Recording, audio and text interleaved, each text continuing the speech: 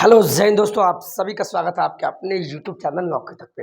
हम पुनः उपस्थित तक रहे वीडियो में। आशा आप अच्छे होंगे, स्वस्थ होंगे और जहां भी होंगे निरंतरता के साथ अपने बहाली को लेके चिंतित होंगे और पढ़ाई भी कर रहे होंगे। आप लोग मैनेज कीजिएगा। दूसरा लाइन कटा हुआ है। ये बिहार लोक सेवा आयोग बीपीएससी के माध्यम से कल ही रात लगभग 10:30 से 11 बजे आपको विज्ञापन आ गया, जो मैंने ऑलरेडी पहले भी बोला था कि विज्ञापन आपको अतुल प्रसाद जी के जैसा उन्होंने कहा था कि आपका विज्ञापन आपको आज से कल तक, तो आज 31 मई है और आपके सामने है। मैं उससे पहले कुछ दिखा दूं विश्वास के लिए, जिससे कि आप लोग कन्फ्यूजन की स्थिति में नहीं हो। अपने मोबाइल में आप गूगल खोलना, क्या खोलना, गूगल खोल लेना, ठीक है। गूगल, जैसे ही आप गूगल खोलते हैं तो गूगल में आने के बाद आप गूगल खोले, गूगल पे क्लिक कीजिएगा। इसके बाद आपके सामने जो होगा बीपीएससी, क्या होगा, बीपीएससी। मैं स्क्रीन पर चेक कर लिया। यहाँ गूगल पे डालना है क्या, बीपीएससी, बीपीएससी ये डालिएगा, आपके सामने बीपीएससी खुल जाएगा। बीपीएससी पर क्लिक कीजिएगा। मेन साइट ये है bpsc.bih.nic.in। चूँकि आपका एग्जाम बीपीएससी लेगा तो इसमें जाइए। कुछ एक को मजाक लगता है इसीलिए मैं बता दूं। देखिए 30/5 को, देखिए बीते दिन 30/5 ये रात में ही आया है। रात में कितना आप सभी के लिए जो है ये वाला ऊपर वाला 30/5 के रेट में इंपोर्टेंट नोटिस है। Advertisement for the post of school teacher, जिनको भी 1 से लेके 5वीं बनना है या 9वीं से 10वीं में या 11वीं से 12वीं का शिक्षक बनना है, उसके लिए ये एडवर्टीजमेंट है। इसके बाद डिस्ट्रिक्ट वाइज आपका वैकेंसी भी है कि 1 से 5 में कितनी सीटें हैं, 9वीं से 10वीं में कितनी सीटें हैं और 11वीं से 12वीं में कितनी सीटें हैं। लेकिन 6ठी से 8वीं में एक भी सीट नहीं है, इतना जान लीजिए आप। जो भी सीटेट का पेपर 2 पास किए हुए हैं, दिव्यांग नहीं है, उनके लिए नहीं है। चलिए इस पर क्लिक किए। क्लिक करने के बाद आपके स्क्रीन पे खुलेगा। देखिए वैसे हम ऑलरेडी डाउनलोड किए हुए हैं, तो आप यहाँ भी देख सकते हैं। देखिए ऐसा ही डाउनलोडिंग खुलेगा और हम आज इन्हीं पे बात करने वाले हैं। तो आप लोग मैनेज कीजिएगा, गर्मी भी बहुत ज़्यादा है। सबसे पहले बहुत बहुत धन्यवाद कि आप लोग इतना प्यार देते हैं। और एक चीज़ बता दें, जो भी लोग मेरे पहले वाले नंबर पे कॉल करते हैं उनसे सादा प्रणाम है, विनम्र निवेदन है कि आप कॉल करते भी होंगे तो कॉल उठता नहीं होगा, कॉल काट दिया जाता होगा। रीज़न है वो नंबर मेरे पास नहीं है। और हम नंबर इसलिए नहीं दे पाएंगे चूँकि बहुत सारा परेशानियाँ हो जाती है। चूँकि नंबर देना तो आसान होता है, लेकिन कोशिश कीजिए वीडियो में ही समझा देते हैं। और कमेंट अवश्य कीजिएगा, कमेंट जैसे ही कीजिएगा तो उसमें हम वीडियो ला देंगे, है ना। चलिए, तो मैंने क्या बोला, बिहार लोक सेवा आयोग के द्वारा आपका विज्ञापन आया है। इसमें आप पढ़िए क्या क्या है, आपका फॉर्म कब से भरा जाएगा, इसमें उम्र सीमा क्या रहेगा, आपकी एज क्या रहेगी, सीटेट वाले वैलिड है कि नहीं, सत्र 21-23 वाले वैलिड है कि नहीं, सभी इस विज्ञापन में आपको पता चलेगा। चलिए अब हम इसको विस्तार से देखते हैं। ये वीडियो मैं पहले बता दूं, ये वीडियो लंबा होगा। चूंकि वीडियो लंबा होगा तो आप ही के लिए मैं इतना कर रहा हूं। इतना छोटा दिखाई देगा क्या, ये बताइए, पहले मैं चेक कर लूं, चूंकि हमारे पास उतनी सुविधा नहीं है। जी बिल्कुल, बहुत बढ़िया। चलिए इसको तो झूम भी कर देते हैं जिससे कि आपको दिक्कत। ये देखिए क्या है, मैं इसको पढ़ने का प्रयास करता हूं। बिहार लोक सेवा आयोग पटना, क्या लिखा है, बिहार लोक सेवा आयोग पटना, बिहार लोक सेवा आयोग पटना, इसके द्वारा निकाला गया, क्या निकाला गया, अधिसूचना विज्ञापन संख्या 2023। ये सब मत पढ़िए, इतना पढ़िएगा, आपका वीडियो लंबा होगा और वीडियो लंबा होगा तो कोई ये नहीं है। आपको जिनको विश्वास के लिए जाना है इस साइट पे जाइएगा, www.bpsc.bih.nic.in। इस पे आपको सारी जानकारियां हैं। कुल कितना पद है 1 से 5 में, 6ठी से 8वीं में बार बार बोल रहे हैं 0 सीट है। सीटेट का पेपर 2 पास वाले अभ्यर्थी बिल्कुल एलिजिबल नहीं हो पाए। 6 to 8 में सीट है ही नहीं।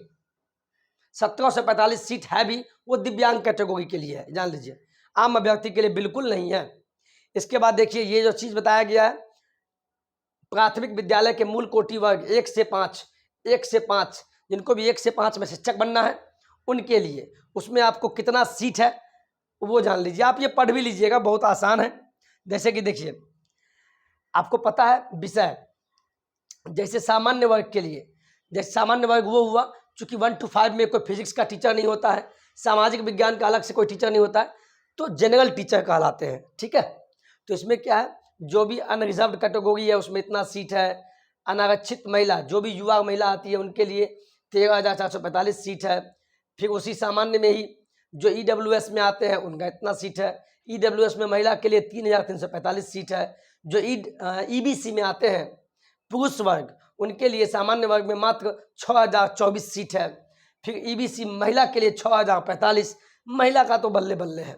इसी प्रकार जो BC2 में आते हैं, OBC के अंदर BC2 में पुरुष वर्ग के लिए 4,013 सीट है सामान्य में, उसी प्रकार BC2 महिला के लिए 4,027 सीट है। बताइए, फिर 80 के लिए इतना, 80 महिला के लिए, ST के लिए इतना, और ST महिला के लिए सामान्य में 349। इसी प्रकार पिछड़े वर्ग की महिला जो होगी 2013 सीट RF में है। कुल पद 67,066 पद मात्र सामान्य शिक्षक में है। क्या चीज में है, चलिए लाइन भी आ गया है। तो सामान्य, आप इतना जान लीजिए, टोटल सीट जो है सामान्य शिक्षक में वो आएंगे जो सीटेट का पेपर 1 पास है ना, या वो ग्रेजुएशन के स्तर पे BEd किए हो या इंटर के स्तर पर DLEd किए हो, पेपर 1 पास है, वो सभी सामान्य शिक्षक बन सकते हैं। और उसके लिए लगभग सीट है 67,066 सीट है। क्या चीज़ में, सामान्य शिक्षक में। उसी प्रकार जिनको 1 to 5 में उर्दू का शिक्षक बनना है, तो उर्दू वाले के लिए सीट जो लगभग है पूरे बिहार में 12,729 सीट। उसी प्रकार जिनको बांग्ला का शिक्षक बनना है, तो बांग्ला का सीट मात्र 148 सीट है। टोटल सीट बोला जाए तो 1 to 5 में 79,945 सीट है। लिख लीजिए पन्ना में, 79,943 सीट 1 to 5 के लिए है। ठीक है, चलिए आपके लिए जो नहीं है, मुख्य बिंदु पे आते हैं जहां पे आप कंफ्यूज होते हैं, ये सब आप देख लीजिएगा। ठीक है, चलिए इसी प्रकार आपका विद्यालय अध्यापक के लिए कौन श्रेणी में आएगा, कैसे आएगा, वो सब पता लग जाएगा। देखिए, वेतनमान आपका 25,000 रहेगा। अनुमान भत्ते अस्थायी एवं नई पेंशन योजना के नियमानुसार होगा। योगदान की तिथि से 2 वर्ष की, ये सब पढ़ लीजिएगा, ये अभी मत, आप फॉर्म के बारे में जानिए। 9वीं 10वीं में कितना सीट है वो भी देख लीजिए, 6ठी से 8वीं में कहीं है ही नहीं सीट। ये है आपके सामने, धीरे धीरे देख लीजिएगा। देखिए 11वीं से 12वीं के लिए कुल सीट कितना है, सब आपके स्क्रीन पे है। ठीक है, और आपको हम जो बोलना चाहते हैं, ये देखिए,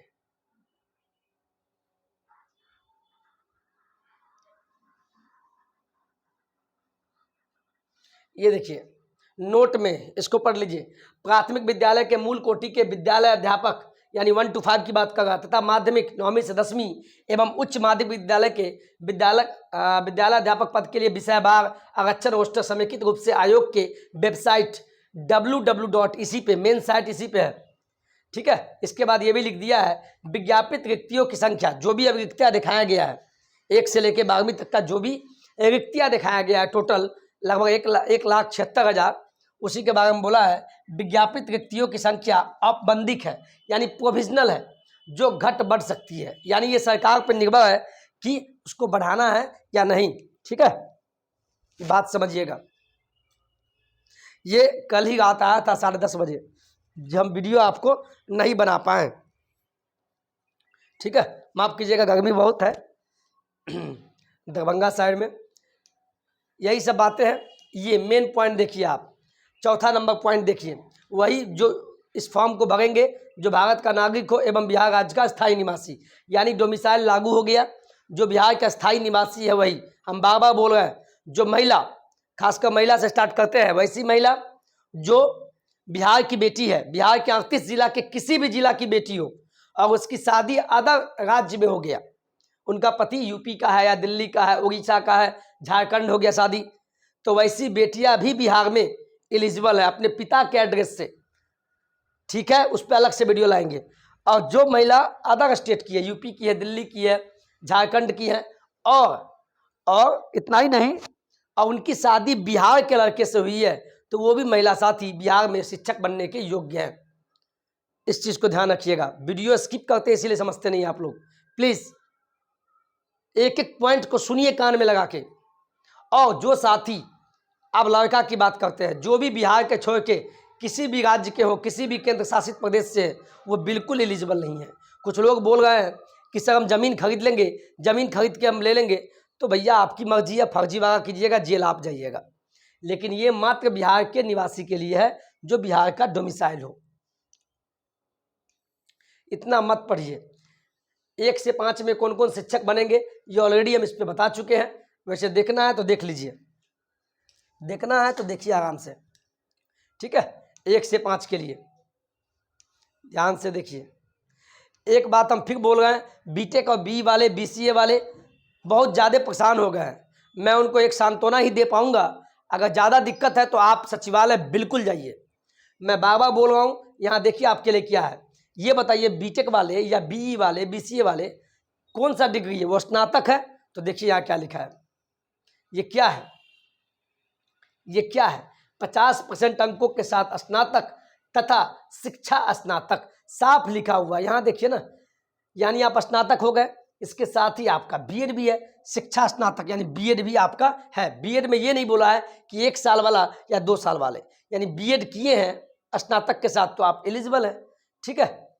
आप बिल्कुल परेशान मत होइए। और कुछ साथी है कि जो बोल रहे हैं स्नातक किए हैं, उसके बाद हम डीएलएड कर लिए थे, तो देखिए स्नातक के साथ प्रारंभिक शिक्षा में 2 वर्षीय डिप्लोमा वाले बिल्कुल एलिजिबल है, ठीक है। और ये सब नियम है, इसको अभी आप मत पढ़िए, आपके लिए नहीं है, फालतू है ये सब। इतना पढ़ेंगे तो आप, इसी प्रकार 9वीं से 10वीं का है वो भी आप देख लीजिए, ठीक है, पढ़ लीजिएगा। हम थोड़ा स्क्रीन से हट जाते हैं, देखिए ध्यान से, वीडियो को रोक के आराम से पढ़ लीजिएगा 9वीं 10वीं वाला, ठीक है।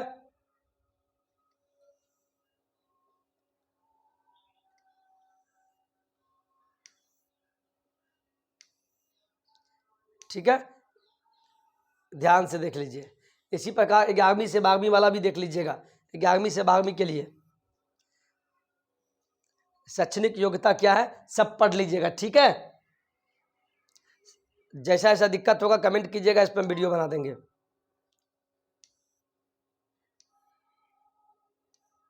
सब यही है, मेन मुद्दा हम आते हैं जहां से आपको दिक्कत होगा।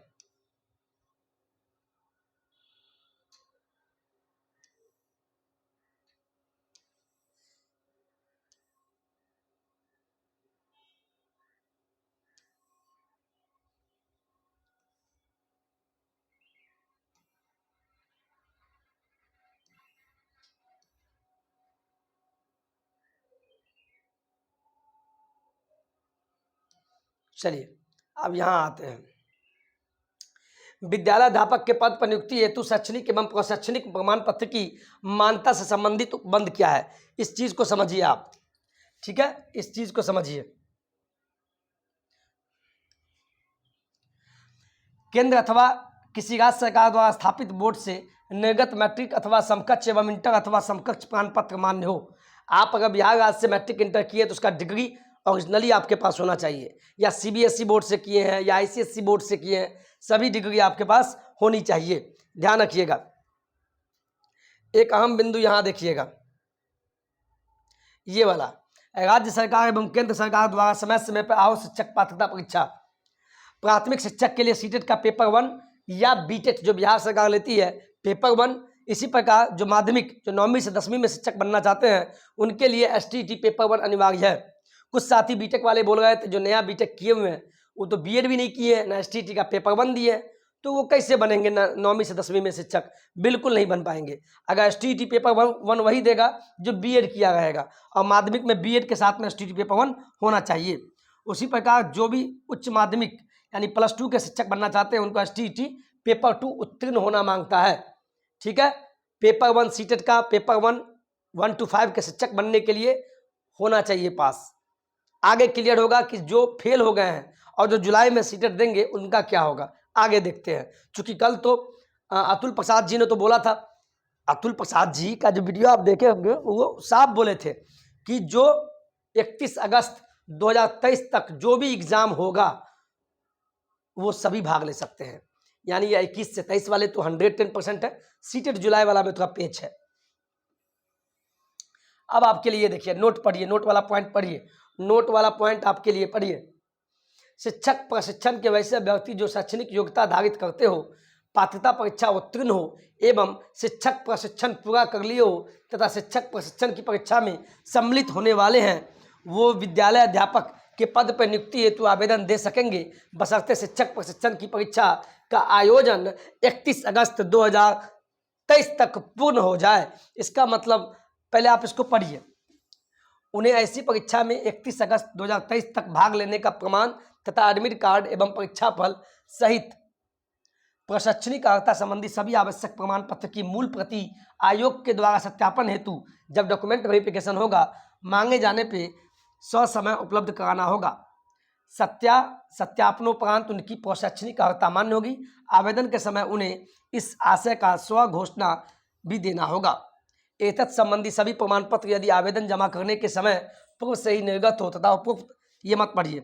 उदाहरण, अगर 1 से 5 तक के लिए वैसे उम्मीदवार जो शैक्षणिक योग्यता धारण करते हो, यानी आप मैट्रिक इंटर पास कर लिए हो, कोई दिक्कत नहीं है, एवं सीटेट का पेपर 1 में उत्तीर्ण हो परंतु प्रशैक्षणिक योग्यता से संबंधित पाठ्यक्रम के अंतिम वर्ष में हो। प्रशैक्षणिक योग्यता का मतलब क्या, या तो आप बीएड वाले हो या डीएलएड वाले हो, ठीक है।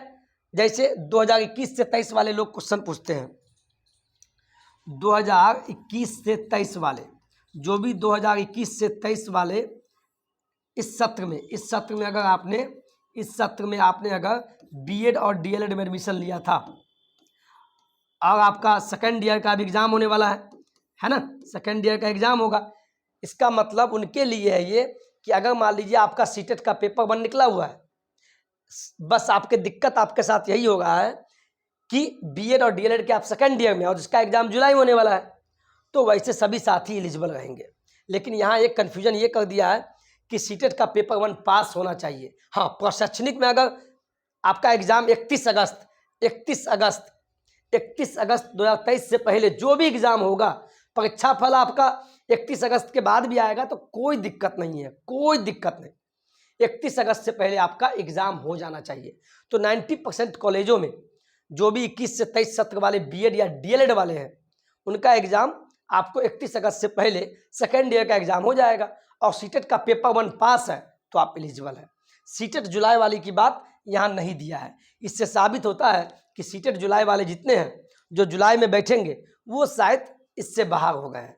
ऐसा मैं नहीं बोल रहा हूँ, ऐसा ये आवेदन में है। इसका मतलब अतुल सर ने कल झूठ बोला या जो कहिए पेच फंसा दिया। देखिए कहीं ये नहीं लिखा हुआ है 31 अगस्त। इसको आप स्क्रीनशॉट लीजिए और ध्यान से पढ़िएगा। यहाँ से ये पॉइंट, ये नोट कर लीजिए। इस पॉइंट को ध्यान से पढ़िएगा तब समझ में आएगा। इसमें कहीं नहीं दिया है सीटेट के बारे में। एक जगह ये समझाया है उदाहरण के रूप में, यानी सीटेट आपका कंप्लीट होना चाहिए। सीटेट का पेपर 1 कंप्लीट होना मांगता है, यानी सीटेट जो जुलाई में देंगे वो एलिजिबल बिल्कुल नहीं है, ऐसा मुझे लगता है, ठीक है।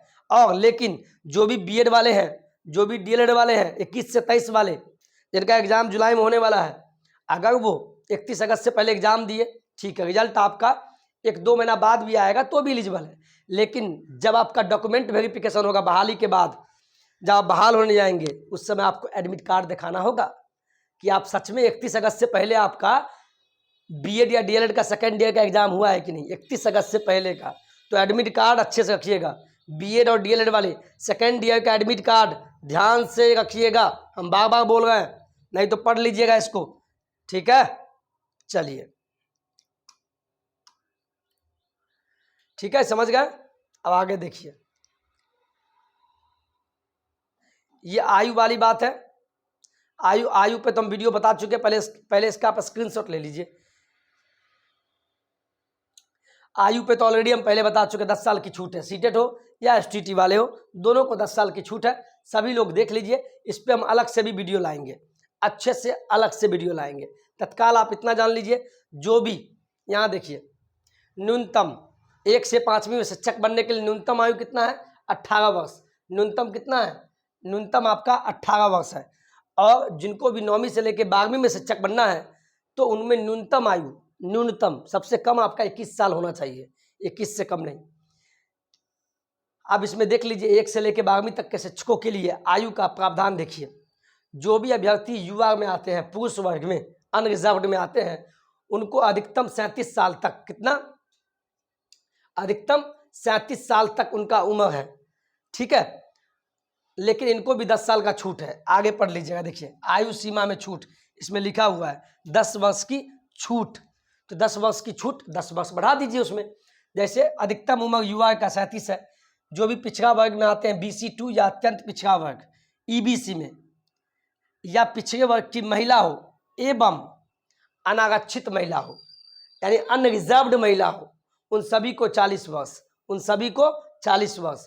या आप BC2 में हो या EBC में हो, या आप EBC की महिला हो या अनारक्षित महिला हो, उन सभी को अधिकतम उम्र 40 साल तक शिक्षक बन सकते हैं। लेकिन 10 साल की छूट है, यहाँ पढ़ लीजिएगा, 10 साल की छूट है, तो उसमें 10 साल बढ़ा दीजिए। 40 साल तक है तो 40 में 10 जोड़ दीजिए, 50 साल तक। अगर आपका उम्र बचा हुआ है, आपका अगर 49 साल भी हुआ है, तो भी आप शिक्षक बन सकते हैं, ठीक है। इसी प्रकार जो SC में है, जो ST में है, पुरुष हो या महिला, दोनों के लिए अधिकतम उम्र कितना है, 42 साल। कितना है, 42 साल। लेकिन 10 साल का छूट मिलेगा, तो आप 52 साल तक आप शिक्षक बिहार में बन सकते हैं, इस बार के शिक्षक नियमावली के आधार पे।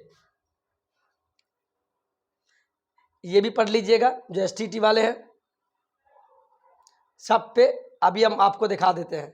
आपको कल बता ही चुके हैं, भाषा का जो पेपर होगा, जो आपका 75-25 टोटल 100 नंबर का होगा, उसमें 30 ही नंबर लाना है। ये जरूरी नहीं कि इंग्लिश में लाना ही है। आप अगर इंग्लिश में 0 लाएं और हिंदी के 75 में से 30 ले आएँ, तो आप पास हो जाएंगे। इसी प्रकार जो 1 to 5 के शिक्षक बनेंगे, अब 120 नंबर, 120 क्वेश्चन, 120 मिनट, 120 प्रश्न रहेगा, ठीक है। और इसमें आपका सिलेबस भी देख लीजिए क्या है, और नेगेटिव मार्किंग इसमें रहेगा। देखिए, पढ़िए। सभी विद्यालय अध्यापकों के लिए ली जाने वाली लिखित परीक्षा, यानी 1 से लेकर 12वीं तक की जो भी लिखित परीक्षा होगी, जो भी आपका लिखित परीक्षा होगा, जो भी आपका लिखित परीक्षा होगा, वो MCQ होगा, multiple choice question, multiple choice question होगा। यानी उसके ऑप्शन दिए जाएंगे, 1 2 3 4 ऐसे करके ऑप्शन दिए जाएंगे, और साथ में प्रत्येक गलत उत्तर के नेगेटिव मार्किंग अंक दिए जाएंगे। यानी क्वेश्चन गलती कीजिएगा तो नेगेटिव भी होगा, ठीक है। और आप सभी लोग जितने भी हैं, हाँ, और ये भी देख लीजिए, जो भी आपका लिखित परीक्षा होगा पेपर 2, जैसे 1 to 5 के लिए सामान्य अध्ययन का प्रश्न पूछेगा, 120 प्रश्न, 120 नंबर का, तो उसमें आपको नंबर कितना लाना है ये भी जान लीजिए। इस पर सब का अलग अलग टॉपिक बना के हम वीडियो लाएंगे। अभी डिटेल हम आपको दिखा रहे हैं, आप ही वैसे देखिए। इसमें इंटरव्यू बिल्कुल नहीं होगा, इंटरव्यू बिल्कुल नहीं होगा। लिखित परीक्षा के परिणाम के आधार पर आयोग सफल अभ्यर्थियों की औपबंधिक मेधा सूची तैयार करेगा। लिखित परीक्षा के कुल प्राप्तांक समान होने की स्थिति में पहले उम्र तथा उम्र में समानता होने पर देवनागरी लिपि में वर्णमाला के अनुसार होगी। ये सब आपके लिए नहीं तत्काल, ठीक है। एक चीज देखिए,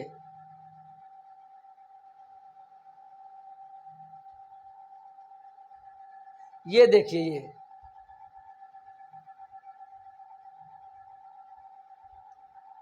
ये देखिए, कोई अभ्यर्थी इस नियमावली के अंतर्गत अधिकतम 3 बार परीक्षा में भाग ले सकेंगे। आपको अगर इस बार फेल हो गए तो अधिकतम 3 ही बार आप एग्जाम दे सकते हैं, ये भी दे दिया गया है। मेरा गला फंसा हुआ है, आप लोग मैनेज कीजिएगा। और ये आपका हुआ आरक्षण से संबंधित ऑनलाइन, आराम से पढ़िएगा, कोई दिक्कत नहीं है, ठीक है। सब पे हम वीडियो लाएंगे अलग अलग, सभी टॉपिक पे, आयु पे, आरक्षण पे। तो जो भी लोग देखिए, ऑनलाइन आवेदन पत्र में इंगित कॉलम में आरक्षण का दावा नहीं करने पे, ये सब जब भी आप ऑनलाइन फॉर्म भरिएगा, ठीक है, अच्छे से भरिएगा, साइबर कैफ़े पर विश्वास नहीं करना है। अगर आप EBC में आते हैं तो वहाँ पे चॉइस कीजिएगा EBC, BC2 में आते हैं तो BC2 चुनिएगा। अच्छे से 80 में आते हैं तो 80 सुनिएगा, महिला है तो महिला को चुनिएगा, इस सब पर ध्यान दीजिएगा। और जो भी SC MST के उम्मीदवार है उनको जाति प्रमाण पत्र और आवासीय अस्थाई वाला बना लीजिएगा, बस 2 चीज़ आपको बनाना है। SC ST वाले जो भी है, और जो भी पिछड़ा वर्ग यानी जो BC2 में आते हैं और जो अत्यंत पिछड़ा वर्ग है जो EBC में आते हैं, BC2 और EBC वाले उम्मीदवार अगर क्रीमी लेयर रहित प्रमाण पत्र जमा करना अनिवार्य होगा। पिछड़ा वर्ग एवं अत्यंत पिछड़ा वर्ग की दशा में अपने स्थायी निवास अंचल के राज्य सरकार द्वारा अंचल स्तर पे अधिसूचित अंचल अधिकारी द्वारा या राजस्व अधिकारी द्वारा निर्गत क्रीमी लेयर रहित प्रमाण पत्र देना होगा। इसका मतलब समझिए आप, जो भी साथी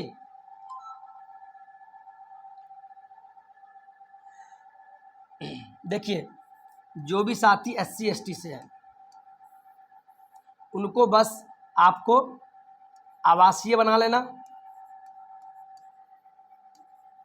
इसके साथ में आप जाति, बस यही आपको लगेगा।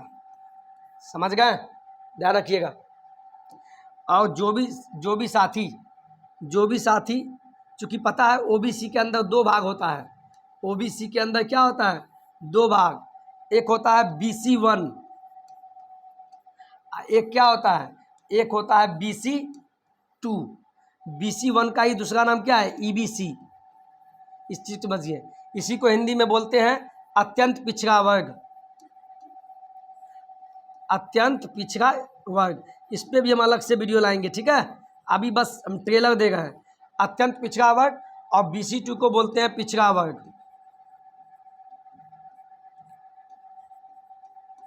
ठीक है। क्योंकि बाप ये हो गया OBC, इसके 2 बेटा, लेकिन दोनों आएंगे OBC के अंदर ही। या आप अत्यंत पिछड़ा वर्ग में हो या पिछड़ा वर्ग, दोनों के लिए हम बोल रहे हैं। इसको स्क्रीनशॉट लीजिए।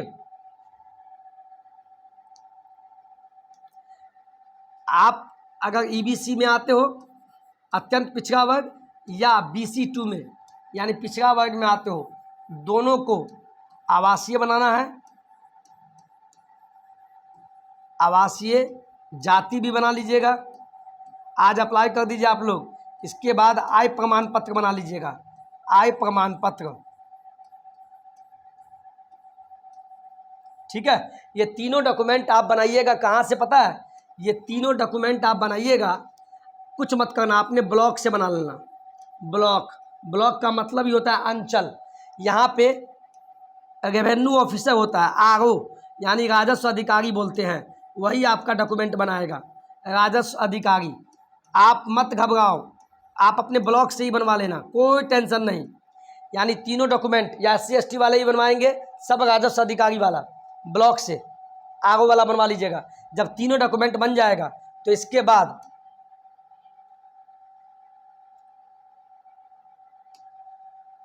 ये तीनों डॉक्यूमेंट बनने के बाद आपका इसके बाद OBC बोलिएगा नॉन क्रीमी लेयर, ये बनाना है, ये बना लीजिएगा, तभी आपको आरक्षण मिलेगा। ये OBC नॉन क्रीमी लेयर यानी 1 डॉक्यूमेंट, 2 डॉक्यूमेंट, 3 और 4 डॉक्यूमेंट OBC वाले को बनाना पड़ेगा, तभी आरक्षण मिलेगा, ठीक है। तीनों डॉक्यूमेंट बनने के बाद इस पर हम अलग से वीडियो भी लाएंगे।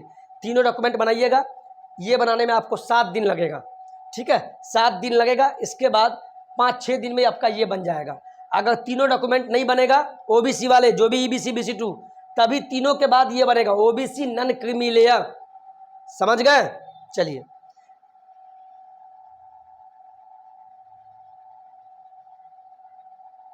ठीक है, यही बात यहाँ लिखा है पिछड़ा वर्ग वाला में, ये ठीक है। चलिए, और बात है, आप इसको धीरे धीरे पढ़ लीजिएगा।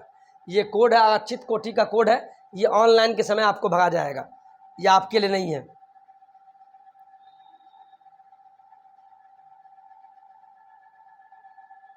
ठीक है, और इसमें ऑनलाइन में बहुत सारा बात है।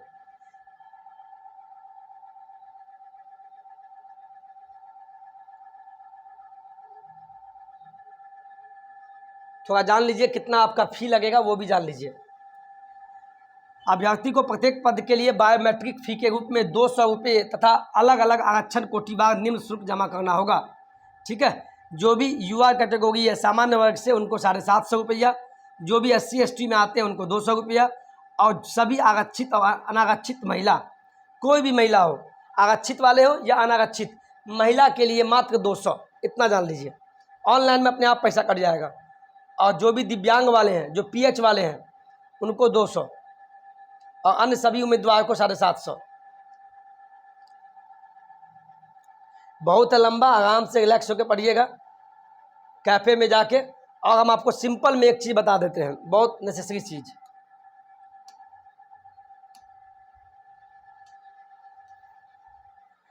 जब आप ऑनलाइन फॉर्म फिल करेंगे, ठीक है, तो आप खुद जाना, सभी डॉक्यूमेंट लेके जाना, ठीक है। मोबाइल नंबर भी ले लेना, वही मोबाइल नंबर अपने पास रखना जिस पे OTP जाए, और अपना मोबाइल नंबर देना, साइबर कैफ़े वाले का मत देना। और इस मोबाइल नंबर पे रिचार्ज होना चाहिए, नहीं तो रिचार्ज ख़त्म होगा तो OTP नहीं आएगा, ठीक है। जो मोबाइल नंबर दीजिएगा अपना, कैफ़े वाला, कंप्यूटर वाला का नहीं देना है। इसके बाद जब फॉर्म भरिएगा तो वहाँ पे आपका यूज़र नेम बनाएगा, यूज़र नेम। वैसे तो आपका जो भी नाम हो, लेकिन कंप्यूटर के दुनिया में जब ऑनलाइन कीजिएगा फॉर्म, तो एक आपको यूज़र नेम मिलेगा, उसको संभाल के रखिएगा। साइबर कैफ़े वाले को बोलिएगा प्रिंट निकाल के दो, और साथ में पासवर्ड, आपको पासवर्ड भी बनाना पड़ेगा, वो कैफ़े वाला बना देगा। इस सभी को संभाल के रखना। और अपना ईमेल आईडी नहीं है तो तत्काल बना लीजिए, अभी ये ईमेल आईडी बना लीजिएगा। ये 4 चीज़ अपना दीजिएगा, ठीक है। और इसको जब ऑनलाइन फॉर्म भरिएगा, मोबाइल नंबर एक डायरी में लिख लीजिएगा, कौन नंबर दिए थे, मोबाइल नंबर, यूज़र नेम क्या था, पासवर्ड, ईमेल आईडी, ये सब एक डायरी में लिख लीजिएगा, नहीं तो बाद में दिक्कत होगा। स्क्रीनशॉट लीजिए। इतना ही नहीं, आपका फ़ोटो आप खिंचा लीजिएगा लेटेस्ट, और 1-2 फ़ोटो नहीं, कम से कम 10 फ़ोटो अपने पास रख लीजिएगा, कभी कभी आपको भविष्य में मांगेगा, ठीक है। 10 फ़ोटो। और सिग्नेचर भी, यानी आपका ये सिग्नेचर सब अच्छे से कीजिएगा, हिंदी में भी और इंग्लिश में भी लेगा। हम शॉर्टकट बता दिए, उतना पढ़िएगा तो पागल हो जाइएगा, ठीक है। हिंदी और इंग्लिश फ़ोटो 10 खिंचा के रख लीजिएगा, एक फाइलिंग कर लीजिएगा।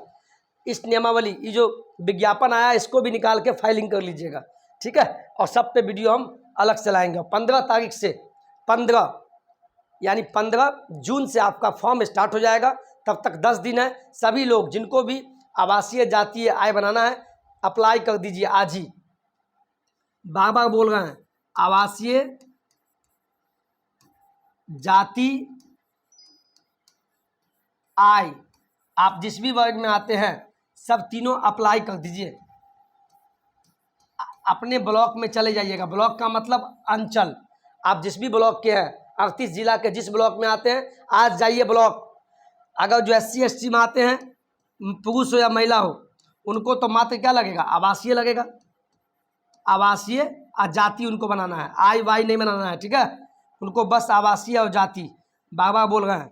और जो OBC में आते हैं, OBC में या EBC या BC2 चिल्ला के बोल रहे हैं, उनको तीनों लगेगा, आवासीय भी, जाति भी, आय भी, ये तीनों बना लीजिएगा। OBC वाले तीनों बनाने के बाद जब बन जाएगा तो तुरंत बाद आप अप्लाई कर देना OBC non creamy layer, OBC non creamy layer apply कर देना, तभी आरक्षण मिलेगा, ध्यान रखिएगा। चलिए आज के वीडियो में इतना ही, ज़्यादा नहीं बोलेंगे, सब पे हम अलग अलग से वीडियो आपका ला देंगे। और वीडियो को शेयर कीजिएगा, शेयर करना नहीं भूलिएगा, क्योंकि मेहनत लगता है। और ये जो हम आपको भी दिखाए हैं बहुत लेंदी है, आप कंफ्यूज हो जाइएगा, ठीक है। ज़्यादा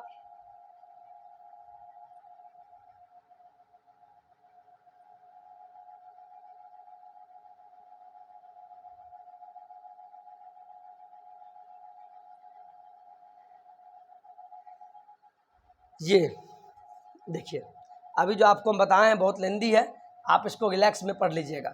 सभी के व्हाट्सएप पे मिल भी गया होगा। यही आपका आज का समझ में आ गया, 15 पेज का है, ठीक है। बिहार लोक सेवा आयोग द्वारा जो विज्ञापन जारी किया गया, ये 15 पेज का है ना। इतना पढ़िएगा तो दिमाग टेंशन आ जाएगा, इससे अच्छा है पढ़ाई पे ध्यान दीजिए। खाली डॉक्यूमेंट सब रेडी कर लीजिए, ठीक है, एक फाइलिंग कर लीजिए अभी से, ठीक है। चलिए आज के वीडियो में इतना ही। वीडियो अच्छा लगा हो दोस्तों को भी शेयर कीजिएगा, जय हिंद, जय भारत।